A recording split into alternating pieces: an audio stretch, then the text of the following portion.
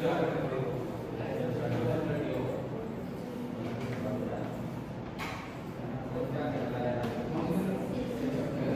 you open Jupyter Notebook, then open your name underscore batch 2. Okay.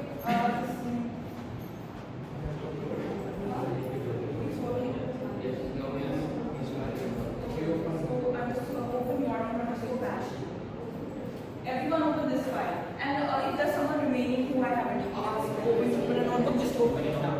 All of you can open Jupyter Notebook now. Have you opened? Okay. Your name underscore batch 2. Just open that. In my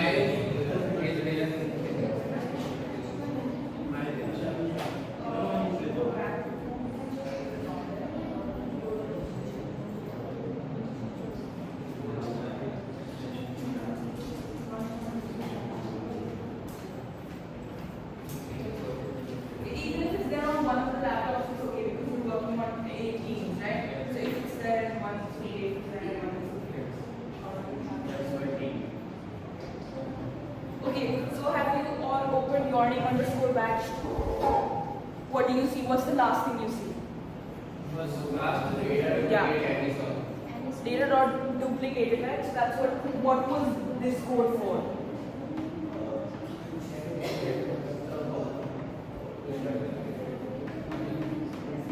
What was this code for? Can anyone tell me? Yeah, the number of duplicated rows in our data set. Now, before we go like further into data sets, do you all know what arrays are? What's an array? Array. Like it's like a list of numbers, 1, 2, 3, 4, and then if you've done any programming before, an array. No idea? Okay. So you know about integers? Yes. Integers, right? Any number is an integer. These are different data types. Integers, strings, floats, right? So what's a float? No, that's a boolean. We brush up on the data types. We have integer, which is a number. Then we have string. What is a string? String, for example, like expected characters. Characters, alphabets and characters are strings. Then we have double or float. What is this? Decimals, yeah, exactly. These are decimals. Then boolean. Boolean is true and false. Like that, we have, for example, this is true, this is name. Does anyone remember that string has to be in double quotes? Yes. Right? So that's a string. Double or float is 29.2, and boolean is true. Okay, now,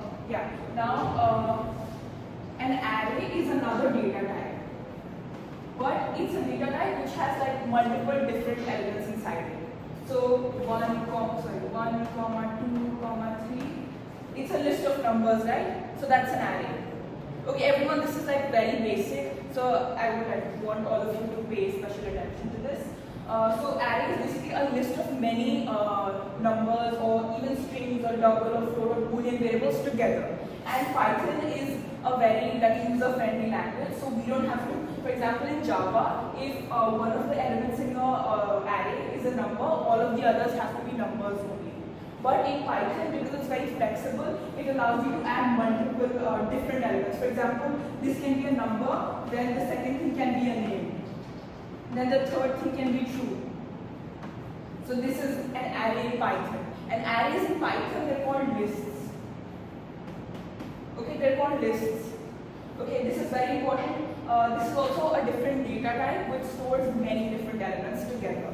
And for example, if you have to, okay, you know indexing, index number? Yes. What is that? From Yeah, so indexing starts from 0 to 1 here. Okay, but if I want to calculate the length of this list, what will be the length of this list? 3. Why? Because when we calculate the length, it starts from 1. So 1 to 3, right? So this is very important. For example, if I want to access the name, what would I write? For example, okay, do you know what variables are? Variables are placeholders that are used to store some other value. DF. Yeah, so if for example this is example, like I'm calling this example. Okay, so if I want to access name, what will I write? Example, and then in square brackets I will write something. For name, one index. Okay, how many say 1? How many say 2? Okay, so example 1 will be equal to name then. Okay, so when you access an element, this is what you do, right? Then we have arrays. Also, there are like many different types of data types. Like there's list, but there's also a tuple, which is something that's closed inside like 1, 2, 3, and it's enclosed in like curly brackets, and you can't change anything in a tuple at all. Like once it's there, once you define it, it's going to be like that. But we don't need to use tuples. There's also dictionaries, but that's also something we don't need to use. But what we do need to use is data sets. Now data sets, remember like a list is in one dimension only. Like there's only one long line. But in data sets, there are multiple different directions. It's like a matrix, if you've ever heard of a matrix. Right, so this is a data set. A data set is like a list, but 2 dimensions. 3 dimensions will be when it has like height also, like something coming out of the screen also. Right, so this is 2 dimensional. So this is a data set. Okay, and we usually work with data sets, which is similar to working with lists. For example, we have a data set has rows and columns. Right, so this is a row, and these are like all these different things are columns. Okay, now can you tell me how many rows this data set has? 3. Okay, wait, this is like how many rows does this data set have? 2 rows. Yeah, and how many columns? 3 columns. Yeah, so now if I want to index, right, if I want to find out what's the index of this, I'll index of 5. What do you think is it? 2, 2, wait, second row. Yeah, exactly. 2, 2. So 0, 1, 2, and 0, 1, 2. 0, 1. We're index, sorry. So 2, 1. 2, 1. So we're indexing this again, right? Like this was indexing. In the same way, we're indexing this 0, 1, 2, and then 0, 1. So first we say the row name. The row name is 1. Sorry, 1, and then the column name is 1 again. So 1, 1. So this will be our location of this. And now if I want to access this, for example, if this is also called example, I write example, and then in square brackets 1, 1. Okay, and that's how I get 5. Okay, did everyone understand this? So this is important. Now, continuing from where we left off.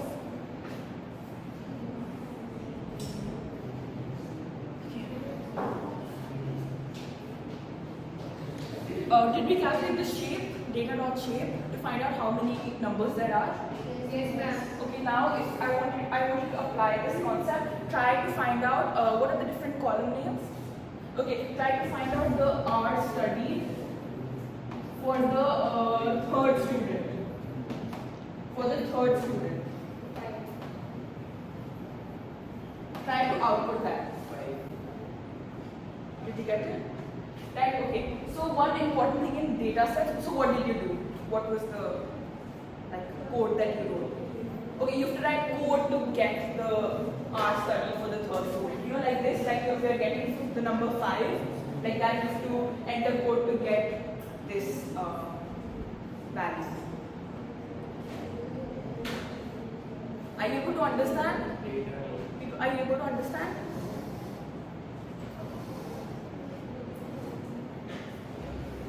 So if you have not, I have actually given you a task. You have to output the R studied for the third student. Try to do that. Like we did this. You have to write the name of your data set, which is data. Which is name of our data set right now is data, right? In data we're getting the CSV file. And we're doing data.head. So all the operations that we're doing on data because that's the name of our data set. Okay, so do data and then in square brackets write whatever you want to get the R study for the third student.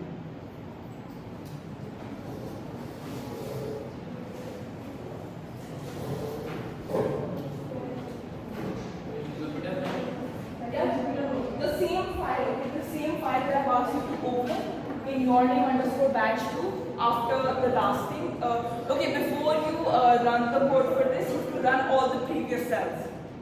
Run all the previous cells once and then run your new code.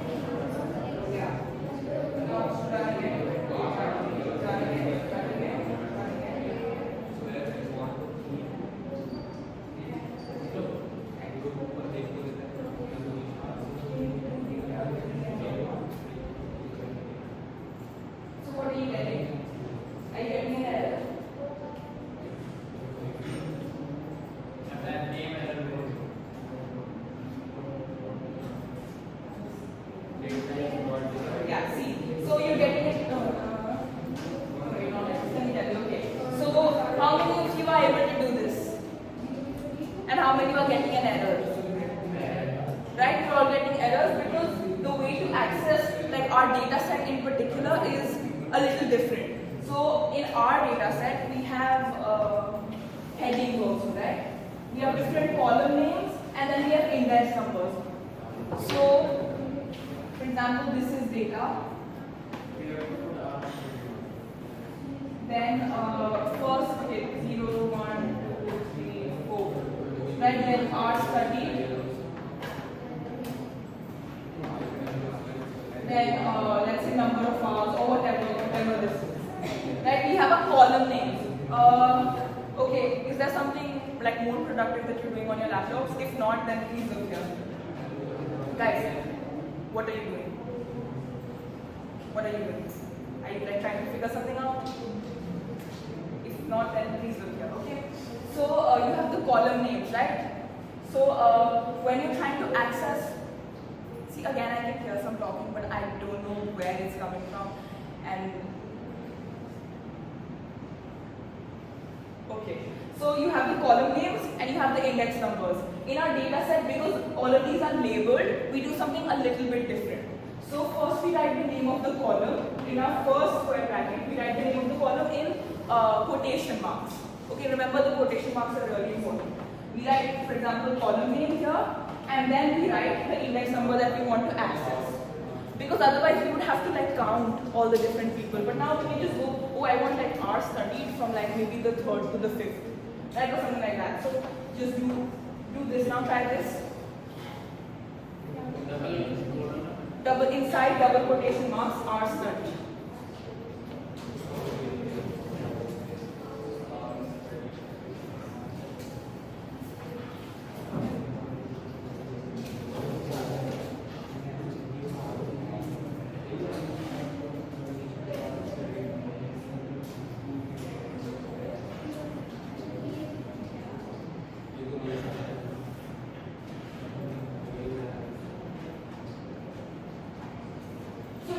Make sure that the capital letters and the small letters you need. Yes. Pay attention to all of that. Because remember, Python is a case sensitive language. Right, done? Okay, what did you get? Nice, okay. Done.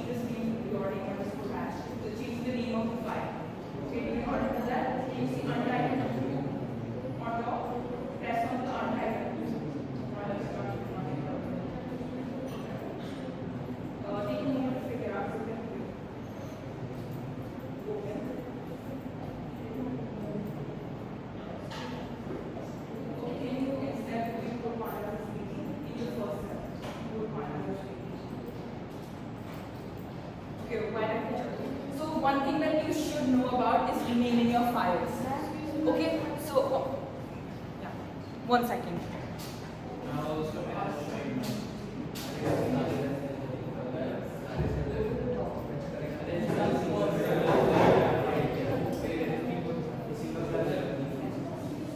Run all the cells first.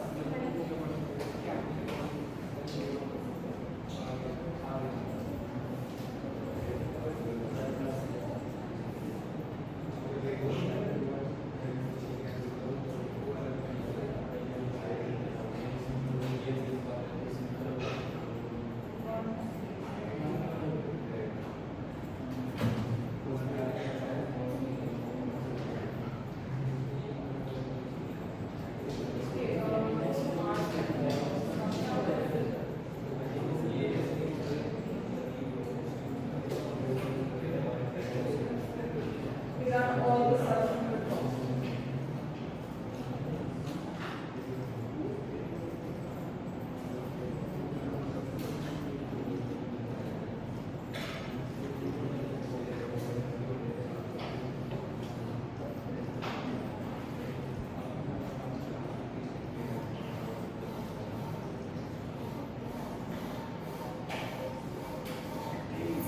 Basically, run all the cells from the top. See, one mistake all of you are making is before you start, whenever you so data dot what are we using? Data are studied and then 3, right? So this is Pandas documentation. This is how we, but also like you can access it otherwise also.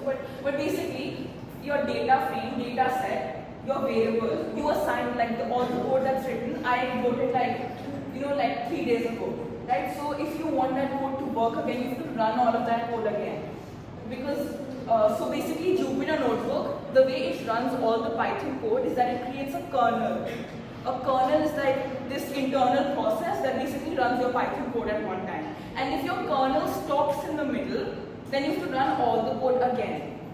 Okay, so one kernel means, for example, if you store some values in data, right? If you store some values in data and you run the kernel, but for some reason the kernel stopped in the middle. But you, like the kernel has stopped, you create a new kernel, and from a new set, you try to call data. But that will not happen because your data value was stored in the previous kernel, which died. The kernel died, right? So that's why you have to run everything again when you start a new kernel. And every time you open the app program another time, it starts a new kernel. So you have to automatically run all the cells before. Okay? So that's really important. So if you're getting errors, just try to do that. Sorry. And the way to run all the cells is at the top you see this like play button, like this sort of like play button. Like so you go to the selected cell, put your cursor. For example, this is the first cell. I put my cursor here and then I press run. Then I go. Then it will automatically take me to the second cell, and then I can press the play button again. Then it will run the second cell, and so on. Okay, now, I think renaming files is also really important. For example, can you tell me what the name of your file is right now that you have open? Where can you see it? On top, right? There's for example, this is your page. On top, there's a box that says your name _batch1, right? Look at this box. Both of those people, okay? This box, can you see this box? Right? So you have to click on where the name of the file is. For example, your file name right now is Untitled. Click on it. It will give you an option to change the name. Change, right? Okay. So good. So you need to change the name from there. So if I ask you to change the name, what will you do? You will click on this and you will change the name to whatever I've asked you to. Is your laptop working? Is yours working? Okay. So can you give me one other thing?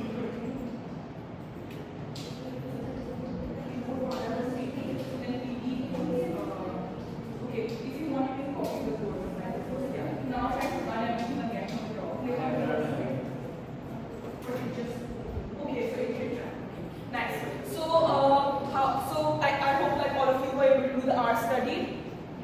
Now, remember that Python is a space-sensitive language also. It's case-sensitive and it's sensitive to spaces. What does that mean? If I did my R study with a small letter, I will not get the answer, which means it's case sensitive. Then space sensitive means, have you ever written functions in Python or an if statement in Python? Right, so what's the syntax? Can anyone tell me? What's the syntax of writing a function in Python? Syntax is like this rule. Or for example, if I'm writing an if statement, the syntax will be if whatever the condition is, then I draw these two colon marks, and then I leave some space here, right? I leave some space and then I write the code. So this space is basically telling the kernel or whatever's running the code that all of this is part of this function. Right? Okay, what are you guys talking about? Sorry? If, right? So like, I would really appreciate if you would also pay attention to that. Right, so if command, so whatever's after the space means that it's a part of this if statement. Right? And if you write something from the starting here, like for example, then I write data equals something, it means that this is not a part of this function. So spaces is like Python can recognize where there are spaces and where there are not spaces. So it's usually good practice to not have any spaces in the names. But look at our data set. Our column names, they have spaces. Right? So now your task is to remove the spaces. So you have to rename the column names from, rename column name R study to R's underscore study. R's underscore study. Okay, that's your task. Okay, now this is like a challenge that I'm giving all of you. So you have to go to like another tab and then research how to rename a column in a data set. Okay, try to see if you can do it. Because the last batch, like people in the first batch, they were able to do it on their own. Like I just said, oh, like search it and tell me how to rename, and then they were able to rename. So it's not that simple. So you have to look for a function that you can use, and then look for like how to use that function, and then try to apply it to data. Okay, obviously like I'll tell you the answer, but I would really appreciate if you try to do it on your own. Okay. But even if you can't do it on your own, that's okay. You're still learning as beginners, but just try. So you can change R study to R's underscore study. Okay?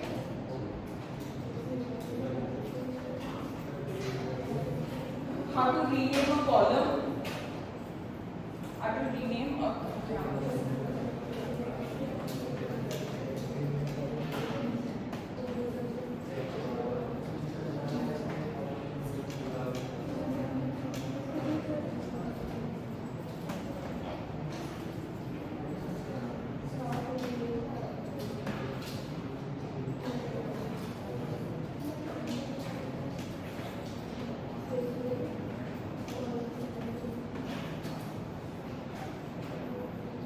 if you're feeling completely lost and need some help, like you have to look for the specific function that is there. Yeah, exactly.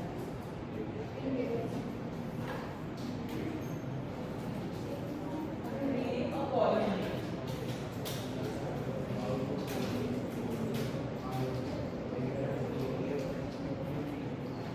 Okay, you're very close. You're very close.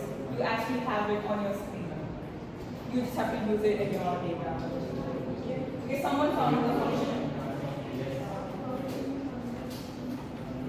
Yeah, see, you also found the function.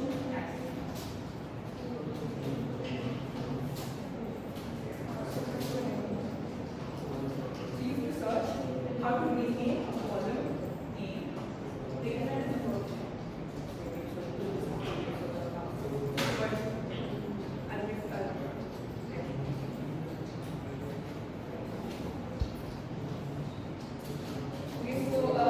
These people found the function name. She also found the function. Anyone else who found the function? Yeah. All of you, both of you have found the function. You just need to use it in your data set.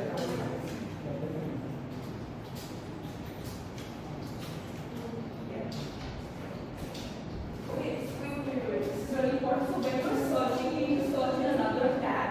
Okay, one more thing to pay attention to is people over there especially. So when I ask you to search something on your own, You don't have to search it on the same tab. You have to open another tab. Remember I taught you how to open another tab? It's to click on the plus sign and then open something else.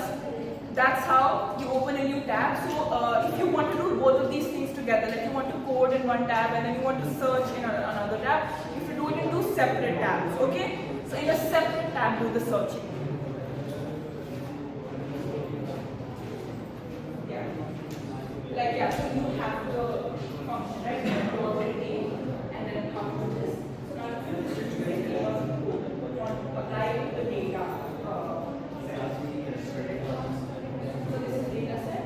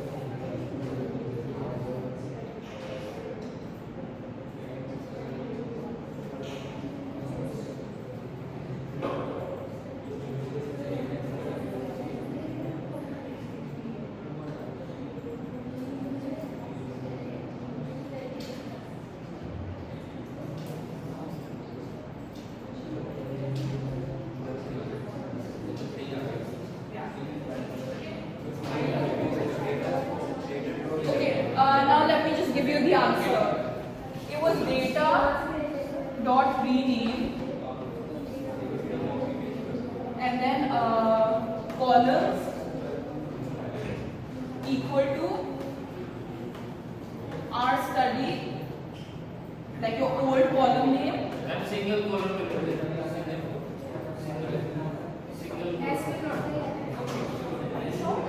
Single that Column. No double take you also, right? Oh yeah, double and single, it doesn't matter. R studied and then colon new name, which is ours underscore study. Okay, so hopefully like you can see the changes. If you can't, then you can do data.head. So data.head, what it does is it gives you the first 5 rows of your data set just to see what it's like. Okay, data.head. Then next thing, next thing we're trying to do something new now. Now we're moving on to the next part of our project, which is data visualization. Does anyone remember what that was? It was drawing graphs with your data to understand the relationship between the variables. So you can figure out what type of algorithm you want to use. Now, for all this like data pre-processing, we were using which library? We were using which library? Pandas. So, but for data visualization, there's a very good library. I'm sure you've heard of matplotlib, but matplotlib is very basic. Like the graphs it provides, they're very like not good enough. So we have another library known as Seaborn. I'm not sure if you've heard of Seaborn. Okay. So we use Seaborn. If you want, on another tab, you can look up Seaborn documentation to understand what the documentation is like. Otherwise, you can simply just write import in the next cell, import Seaborn.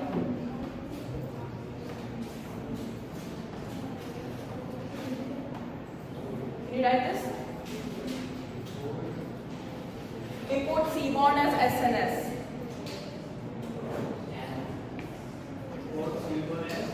SNS. So like import Pandas as PD.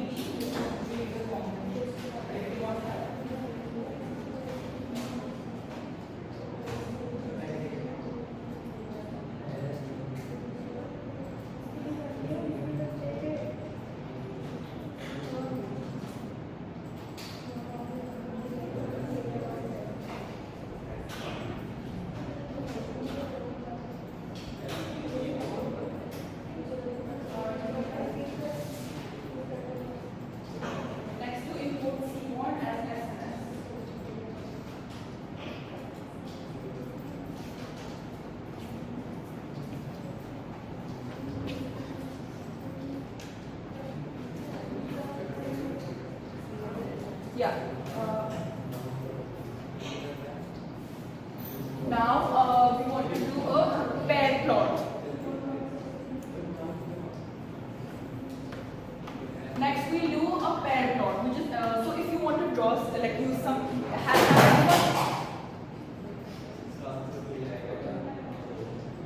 was that a mouse?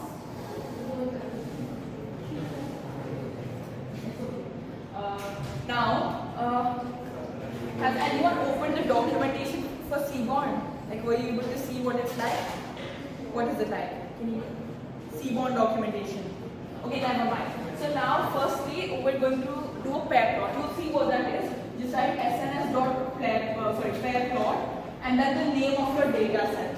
What's the name of your data set? You should know this by now. What's the name that we keep using again and again? The name of your data set, data, right? Yeah. So SNS.pairplot and then data. Do this.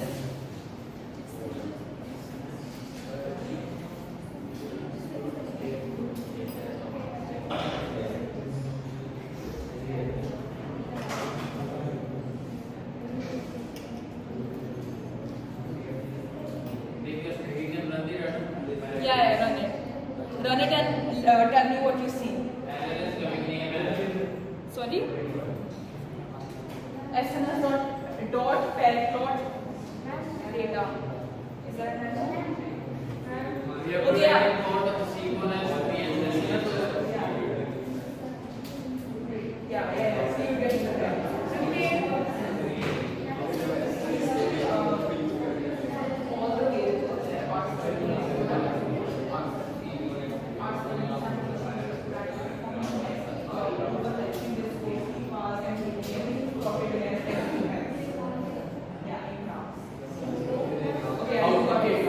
Nice.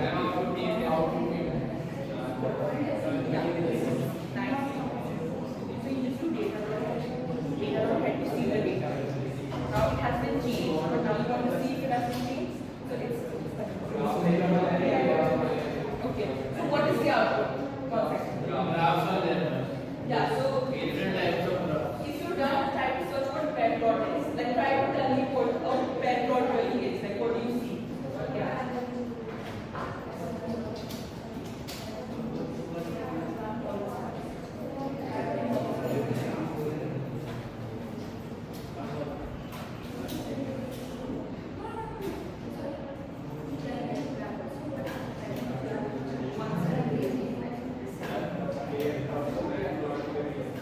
I mean, it's a data visualization of library. But what is pair plot? It allows you to plot data. Yeah. So if you see all the variables plotted against, okay, let me just fix everyone.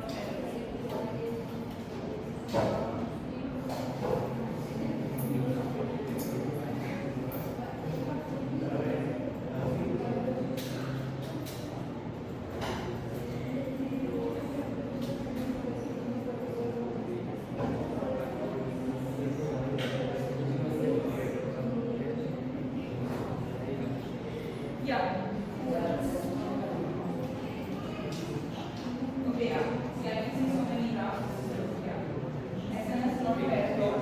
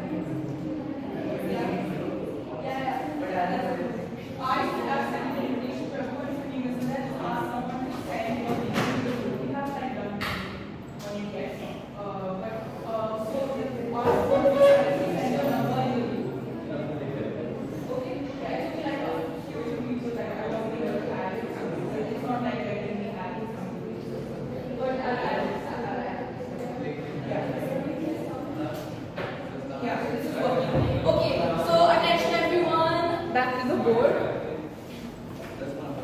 Okay, back to the board, guys. Do this later, okay? So pair plot is when we're trying to plot different variables with all the other different variables. So this is giving you all the possible graphs that you can create from your data set. Now can you tell me which two variables have the strongest relationship, like strongest linear relationship?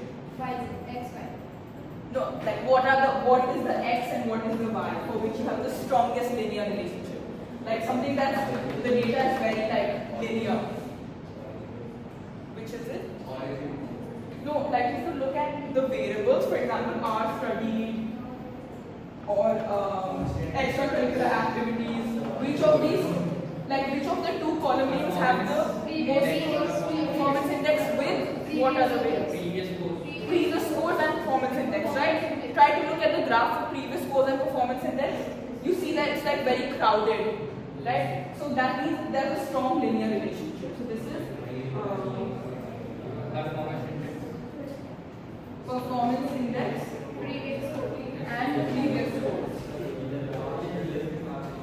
So you see there's a very strong relationship.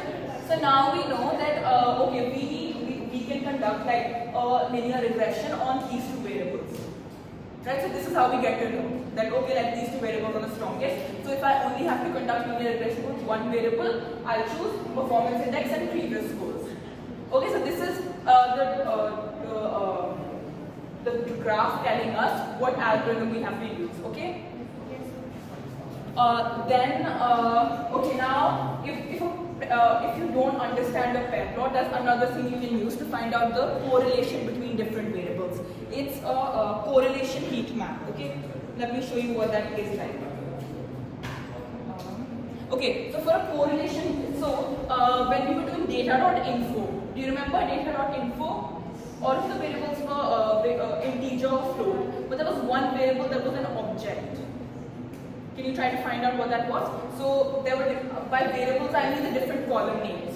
So when we did data.info, there was one variable that was an object. Extracurricular activities, because it's a class. It's either a 0 or a 1. Right? So it's one of these. So we have to remove this this 0 or 1, because like even if you see the relationship of 0, like extracurricular activities with other stuff, is very weird. Right, so this is like, this is not good for us. We can't find the correlation of 0 or 1 with, because these numbers are either 0 or 1, so we can't find its correlation with another number. That's why first we will remove this column. Okay, we will remove this column from our data set and store the new data set in a new variable. You understand? Am I going too fast? Are you going to understand stuff? Yes. Okay, thank you. Okay, now, to do this, I want to create a new variable. Okay, let's give me a name for the new variable. Let's call it data underscore correlation. Data underscore COR. Okay. Now this data set will store all the columns except extracurricular activities. Okay. Okay. So you can do two things. Either you can like manually write data and then the names of all the columns you want to put, or we have something simpler. We have a function that's called data.drop. Data.drop. This function removes any column, or you can even remove any row from the data set that you want to remove. So data.drop and then write the name of the column. Okay. Now I will give you functions the way they're given if you do a Google search. Okay. So this is the name of your new data set. This is the name of your old data set. Then if you use a .drop function, and okay, do you understand what the parameters of a function are? Parameters of a function. So, for example, if I used a .rename function, right? All of you used a .rename function, but you have to write something in the brackets. So how do you know what to write in the brackets? Like it could be something completely random. But when you searched for .rename, it gave you like some things, right? Old column name, new column name, right? So those are the parameters that you have to give to this function in order for it to work. So you have to give it the old column name and the new column name. So everything that you have to write in the brackets, they are known as parameters for the function to work. Okay, so now I'm telling you that the parameter for this function is the name of your column in double quotation marks, name of your column, and data.drop name of your column. And okay, now remember that our data set has an x direction and a y direction, right? So you have to also write if the axis is 1 or axis is 0. So axis is 1 means you have to remove a column. Then you have to write the first axis. If you want to remove a row, then you have to write axis equals 0. Because that's the 0th axis is the row number. Okay. So then you have to write axis equals 1. Okay. Then write in place equals true. Remember, this was also a parameter for your old function. Now what does this mean? What this means is that all the changes that you want, actually no, we don't want to do in place equals true, we want to do in place equals false. So what in place equals false means that if you're trying to remove a data set, like if you're trying to remove a column, it will not, so this is your data set, right? If I'm saying remove a column, it will not remove it from data. It will remove it from data correlation. But if I did in place equals true, then the extracurricular activities would be removed from data, which is the original data set. In place equals true means that whatever we're trying to remove, make the changes in the current data set. Okay, but we don't want that. We don't want to lose some data, right? We want to keep the original data set as it is. But if you want to make some changes to draw some maps or something, then we can use a second variable to store the changed data set, which is data correlation in our case. So we don't want the extracurricular activities to go from our original data set. That's why we're using data underscore core and in case equals false. Okay, try to run this function now. One more thing, that you don't have to write name of your column. You have to write what the actual name of your column is that you're trying to remove. Okay, so this should be, what column are we trying to remove? Sample question paper we can do. No, that's a number though. That's also an integer. Extracurricular activities is 0 or 1, right? So that will disturb our data because it's only 2 values, and if you have 0 somewhere, automatically if you multiply it with anything, it will give you a 0. So like your data visualization, your correlation between 2 variables will not be that good. So you have to remove extracurricular activities, okay? Use this to remove extracurricular activities and you're like done for today. I'm so sorry. Is this too like challenging for you? Is this like getting too challenging? It's not getting challenging? Then it's okay. It is getting challenging. Okay, so then this is the last thing you can do, and then maybe you can ask me questions after this, okay? So data.draw, then the name of whatever your column is. Okay, try to do this. Data underscore core is like the name of your new data set where you're removing the extracurricular activities. So after this, you have 2 data sets. You have a data which has all the original columns, and you have a data underscore core which has all the columns except extracurricular activities. Okay?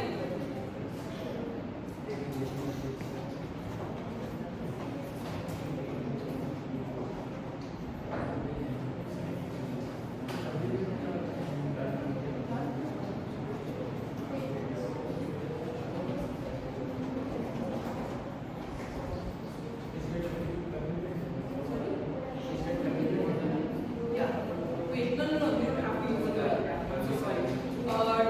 This is just like I was trying to do that. Don't use the curly bracket here. Then quotation also. Quotation you have to use. Because you are giving a string value.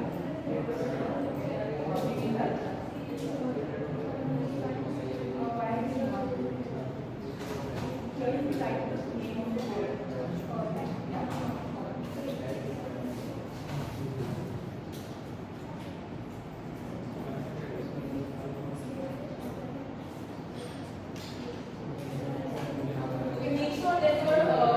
Extracurricular activities, the name should be exactly the same. So E should be capital. Yes, no, yes.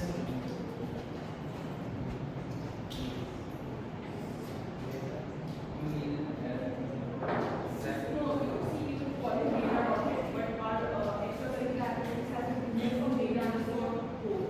So you know data underscore code.head. Because it has to be on original data.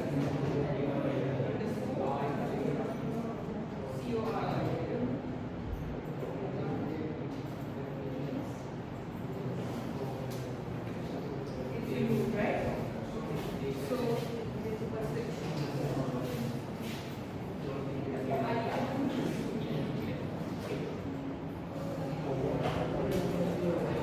all that all the passages will be highlighted. Yes. So just remove that. Yeah, everything is highlighted.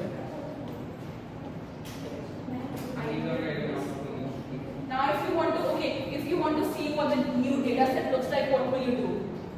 I told you there's a function dot head. Data underscore core dot head. Yeah. Yes. Please. This is not strict, right? This is One second. Yeah. Okay.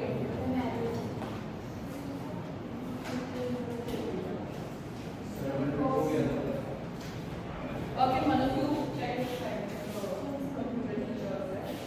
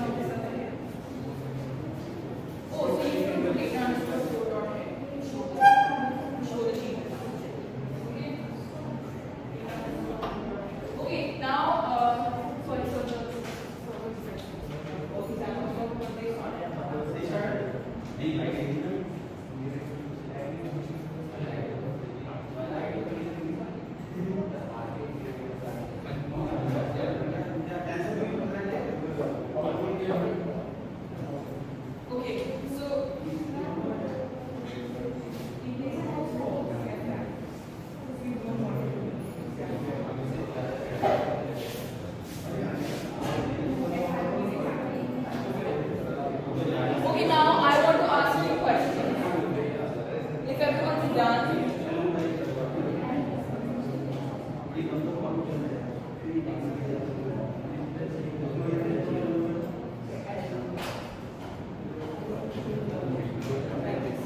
CULAR.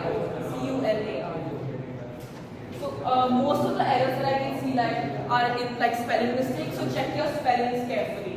And just a note that for Boolean variables, true and false, T needs to be capital and F needs to be capital in Python. Okay. Wait. So okay. How many of you got the new table? You got the new table, right? Did you get the new table? Okay.